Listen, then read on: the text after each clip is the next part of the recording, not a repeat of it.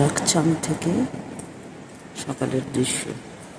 7ই April Chitkul থেকে আমরা রাকসাম গ্রামে এসে রাতে থেকেছি। সারাটা রাত তুষারপাত হয়েছে। 8ই এপ্রিল সকাল 6:30 নাগাদ এই দৃশ্য আমাদের হোটেলের রুম থেকে। চারিদিকটা দেখলেই বোঝা যাচ্ছে সম্পূর্ণ মেঘাচ্ছন্ন। আপেল গাছগুলোর উপর বরফ পড়ে রয়েছে সব।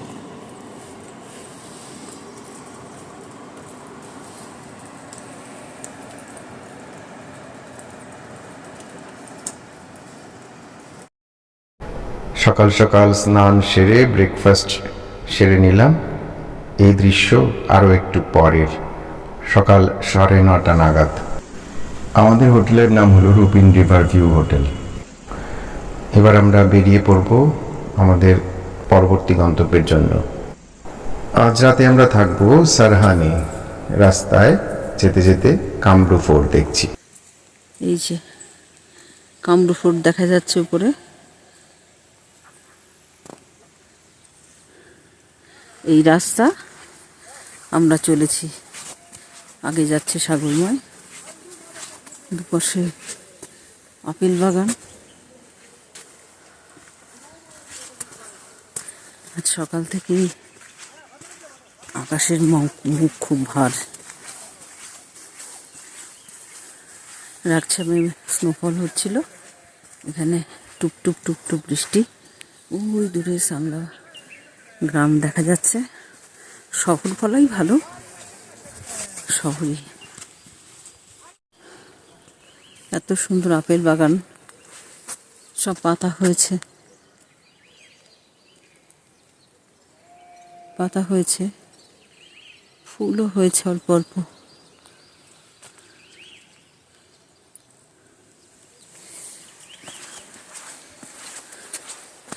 এই ফোর্টের রাস্তা বেশ সুন্দর।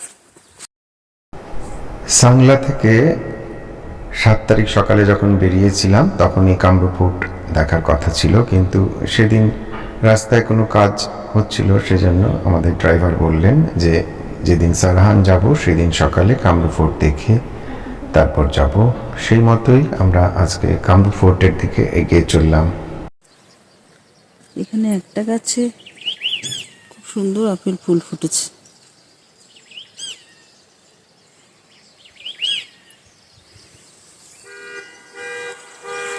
দূরে বিশাল ভ্যালিতে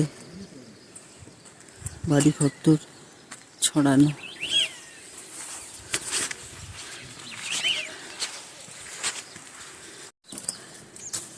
ফোর্ট মানে উঁচুতে, এই যে এরা উঠছে।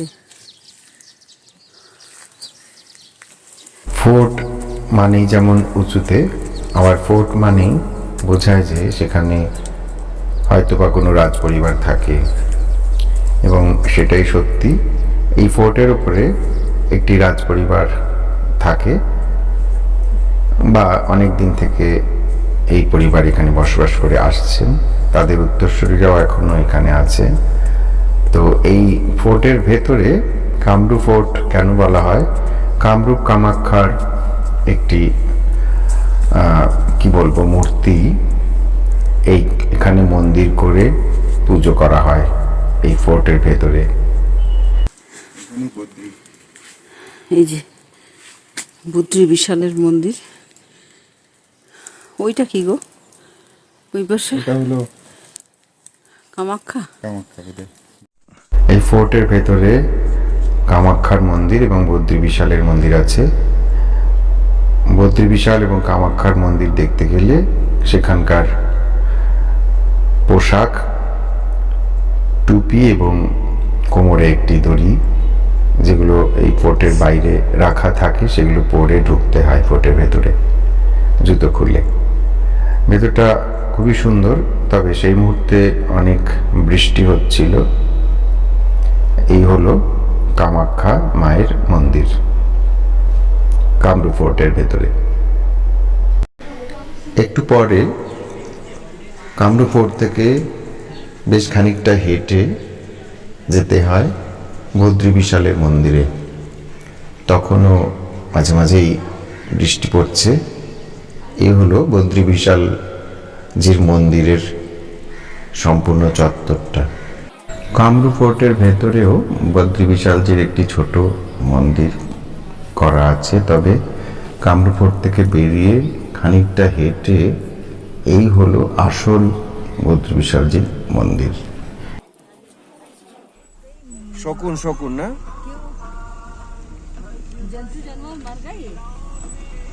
এই হলো কামরূপ ফোর্ট থেকে ফিরে আসার সময় রাস্তায় শকুনের দৃশ্য। যাই হোক, অবশেষে আমরা পৌঁছে গেলাম সারাহান। সারাহানের এইচপিটিটিসির হোটেল আগে থেকেই বুক করা ছিল। মোটামুটি বিকেল 4টে নাগাদ আমরা এখানে পৌঁছেছি। এই আমাদের এইচপিটিটিসি হোটেল রুম শ্রীখণ্ডে। খুব সুন্দর হোটেল, দারুণ ব্যবস্থাপনা। এই হলো আমাদের হোটেলের রুম, এখান থেকে ভিউ।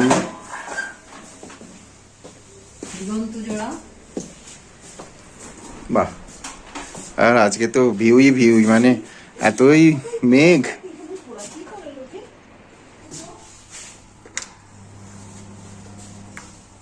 নম্বর 101।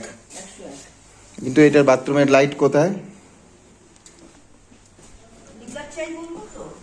হ্যাঁ বলো।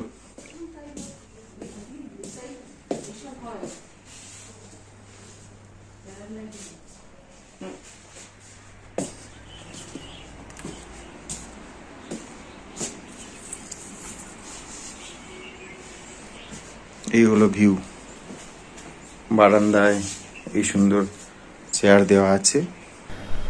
যতই বৃষ্টি হোক, একটু বৃষ্টিটা ধরতেই আমরা বেরিয়ে পড়লাম ফ্রেশ হয়ে চাটা খেয়ে পাশেই থাকা ভীমাকালী মন্দির দর্শনের জন্য।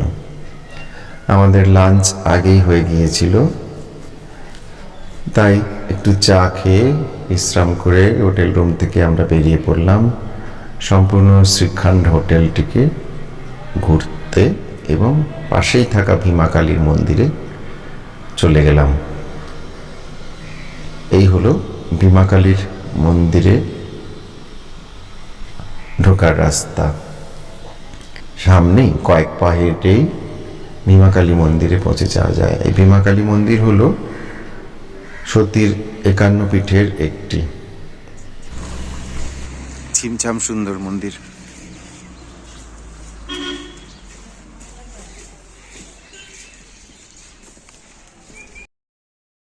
সতীর 51 পীঠের মন্দির, অথচ এত ফাঁকা নিরিবিলি। জীবনে প্রথমবারের মতো এরকম নিরিবিলি 51 পীঠের মন্দির দেখতে পেলাম। এ এক বিরল অভিজ্ঞতা। এই হলো প্রতিটি সতীপীঠেই একটি করে শিবের মন্দির থাকে। এই হলো ঢুকে ডান দিকে শিবের মন্দির।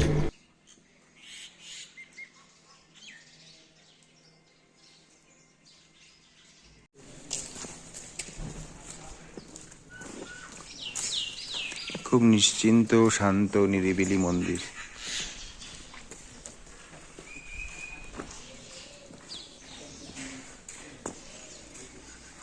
ভীমাকালী মন্দির।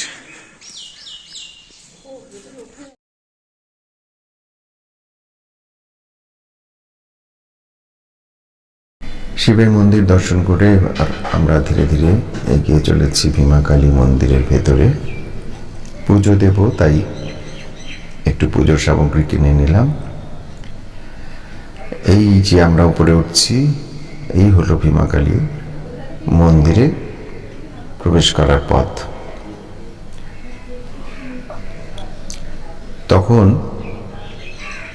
প্রচণ্ড ঠান্ডা, -8 টেম্পারেচার। দূরে দেখা যাচ্ছে শ্রীখণ্ড কৈলাসের অংশ। আমরা কলপাতে দেখেছি কিন্নর কৈলাস, এখানে রয়েছে শ্রীখণ্ড কৈলাস।